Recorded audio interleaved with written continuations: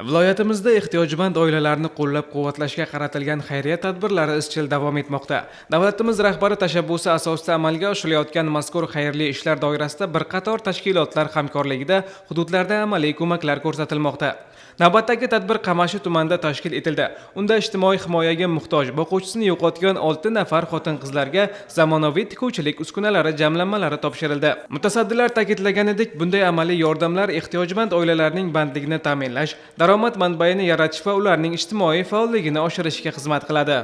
O'zim shaxsiy ish boshlashni orzu qilardim. Unga sharoitim yo'q edi, lekin tikuv mashinkalarim, narsalarim yo'q edi.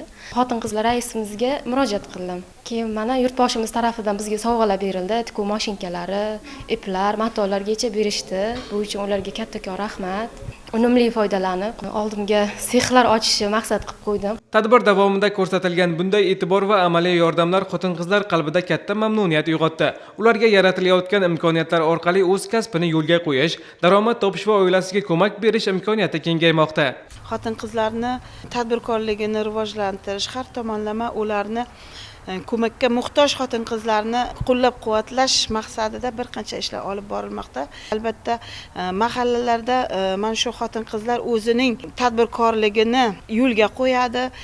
Bu bilan birgalikda o'sha mahallaning o'zidagi ishsiz xotin-qizlarni ish bilan ta'minlab turadi. Albatta biz bularga yordam ko'maklarimizni beramiz. Har bir mahallada mana shunday ishsiz xotin-qizlarni ish bilan band qilib, ularni tadbirkorligini, tomorqachiligini yo'lga qo'yib, ularning farovon hayoti uchun har qanday ko'makka tayyormiz.